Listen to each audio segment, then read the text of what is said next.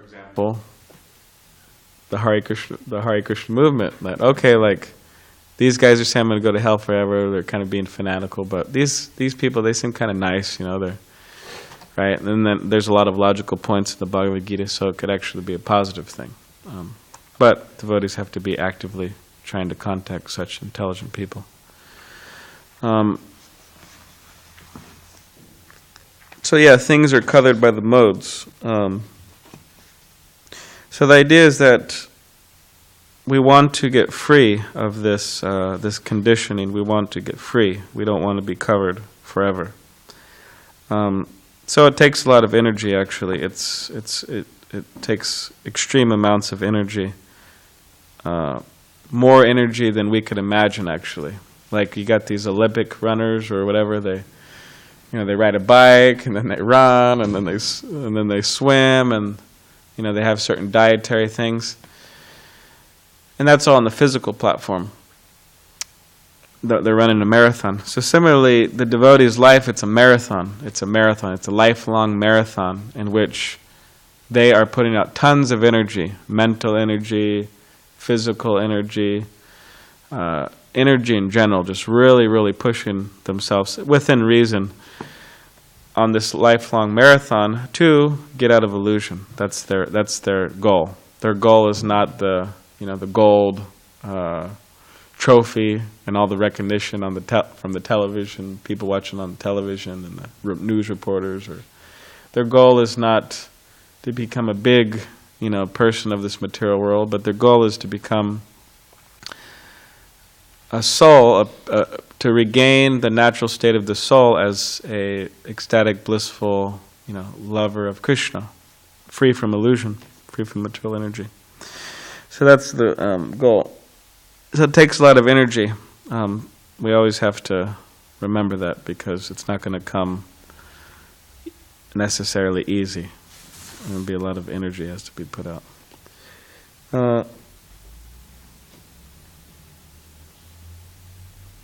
So yeah, and the last thing that Prabhupada's saying in the purport that darkness can't cover. That the cloud, it covers our vision, it doesn't cover the sun. The sun's still there, and we can't see it because of our vision is clouded. So Krishna is always there. Krishna is here. Krishna is always there. Krishna is everywhere, right? But due to our being covered, we cannot see. We cannot see Krishna.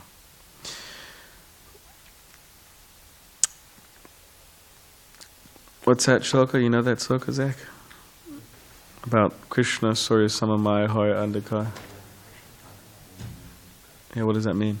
Krishna's like sunshine, Maya's like darkness. Where there's sunshine, it can't be dark. Yeah, Krishna's like sunshine. Maya's like darkness. Wherever there's sunshine, there can't be any darkness, right? Wherever there's... So this is the clue for us that if we don't like being in illusion, if we don't like being in Maya, if we don't like being in ignorance, then we have to invite Krishna into our consciousness. And if we do like being in ignorance and illusion and Maya, then we won't invite Krishna. Fine, Krishna can stay out. So it's very simple that in our struggles to come to reality or come to Krishna consciousness, in the struggles of that, if Maya's within our consciousness, then the idea is just to invite Krishna, and then she's gone. She leaves. Maya's gone. And of course, but that's the thing, we invite Krishna, right? He's there for some time, and this is cool, Krishna's cool, and I'm having a good, we're all having transcendental experience here and everything, and then somehow, due to the condition, we say, okay, well, all right, well, how about I invite Maya now, and then we invite Maya to the consciousness. Okay, well, we have attraction to both, it's like the tug of war. But we will realize gradually, right, that's our hope, that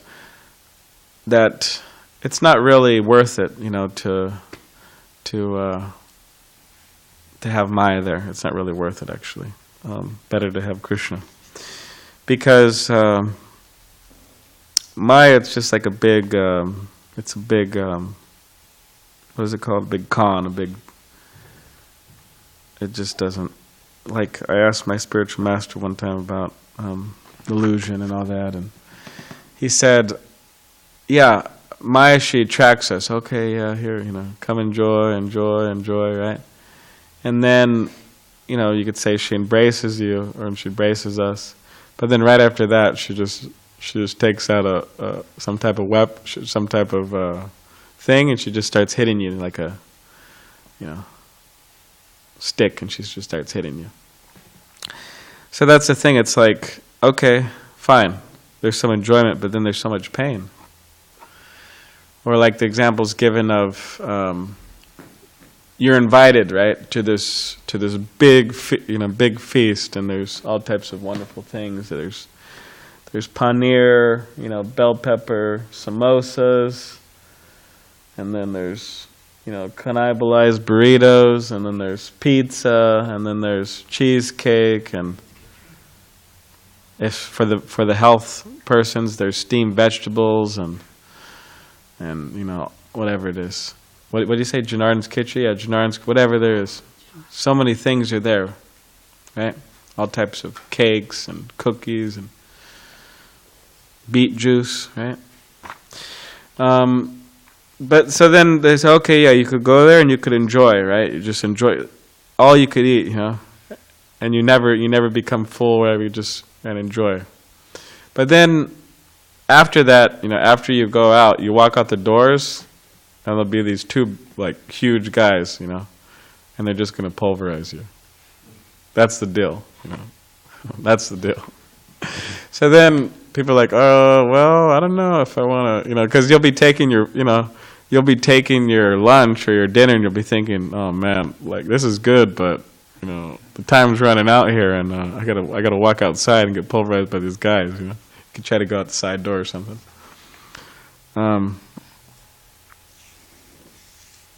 Yeah, it's kind of like someone's on death row.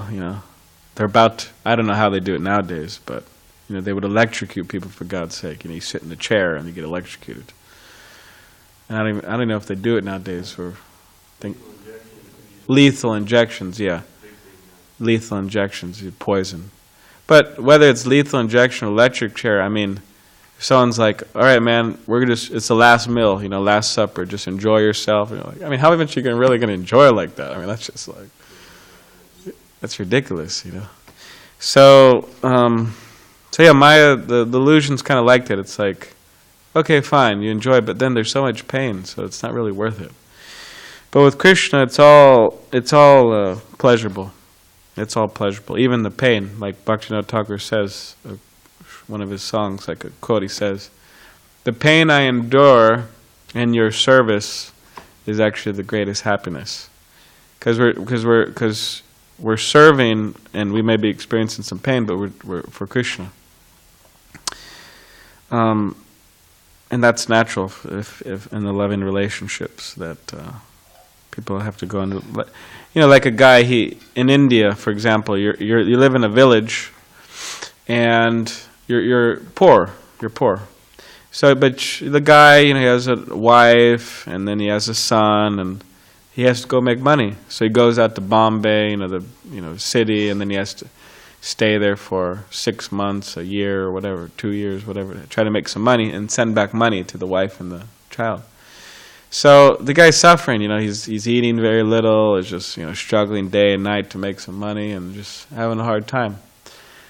But then, he sends some money, and the wife, whatever, she buys new saris, and the kid she buys him new shoes, and then they send pictures of little Sunil and his new shoes or something, Oh, look at my little Sunil, And then the guy feels some pleasure. Okay, yeah, I'm working. So with Maya, it's just pain, practically. A little pleasure, a lot of pain. And with Krishna, it's pleasure. And even the pain, it's good. Because it's for the good purpose, right? No pain, no gain. I have that saying. So Krishna is never covered by Maya, the jivas are. And anybody who thinks otherwise they need to work that out within themselves, because doesn't make any sense. That God could be covered by illusion. That means, as Prabhupada says in the Bhagavad Gita, Satan is more powerful than God, but that's not true. So the conditioned souls become covered. Krishna doesn't. And Who says that in the Bhagavad Gita? Prabhupada in a purport. Really? Yeah, he says that. God is more powerful. If people think that illusion, God can fall under illusion, that means that Satan or illusion is more powerful than God. But that's not true. Well, he also says that's not true. Yeah, that's not true, because God is more powerful. Yeah, that's the point. All right, so does anyone have any comments or questions?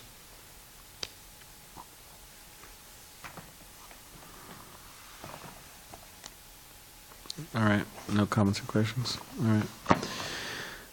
Grantaraj Srimad Bhagavatam ki jai, Srila Prabhupada ki jai.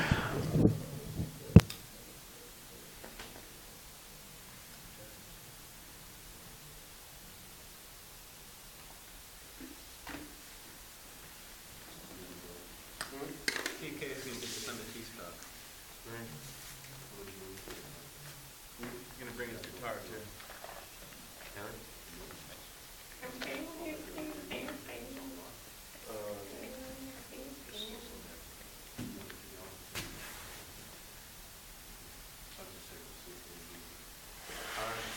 You know where the quote is that Prabhupada said we shouldn't play harmonium during arti?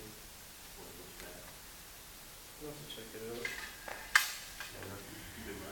That's Prabhupada. I know a lot of devotees that play harmonium during arti. Brahman Swami, Lokanath Swami, Well, they're on a not as much. advanced level. Yeah, So if you're on the advanced level, dude. even if Prabhupada did, not good. Well, sometimes Scripture says not to do things, and devotees Thanks, I know. devotees do them because they love Krishna. But if you don't love Krishna, they don't do it. But then someone could argue that if you love Krishna, you do anything in the church, right?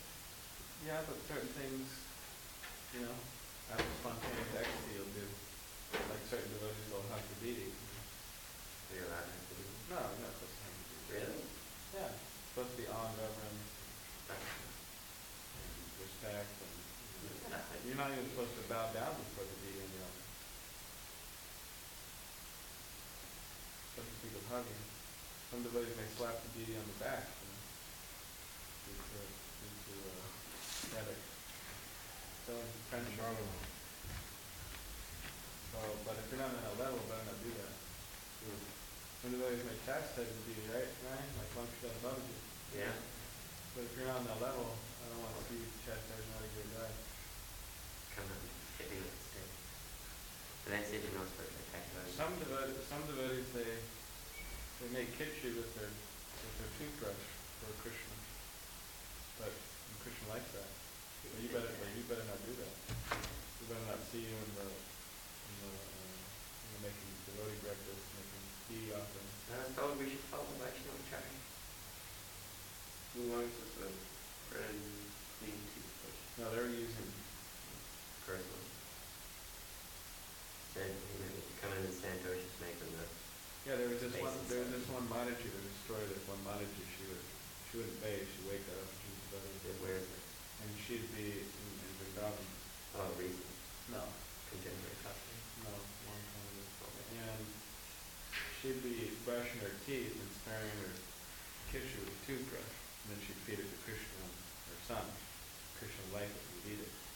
And then one of the Goswamis, they told, hey Mataji, this is Muchi, you can't, nicely, you can't do that, you can't brush your teeth, use it for Krishna. And then, so she did that, she woke up, she bathed, and she brushed her teeth, and then she was all clean, she didn't make the kitchen. But then Krishna, it was taking too long for her to make, Krishna started getting upset. And then she went to this Goswami and she said, hey, Krishna did, and said, hey, Please, don't tell her that. I like that picture. I like her using her toothbrush. She's bhakti, she's a pure devotee, she has so much devotion. But, if Jack goes back there and tries to make the holiday like that, Ragging into bhakti. yes. Sure. I got this from, I'll show you. Krishna culture.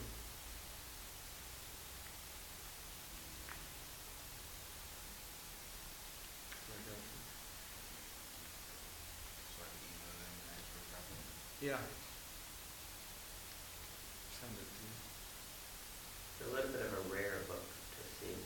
Storytelling. Are you interested in it? Yeah, it's interesting. I love having something documented where it's not just necessarily I say it. Yeah. I'll go back and like, Dr. Boris of the Bible Association said this. I'm just saying you could quote it. oh, right. You're like, exactly. See, it's not just me, man. It's the doctor of the American Bible Association. Right. I'm like, oh, hey. Gotta be some validation to it, right?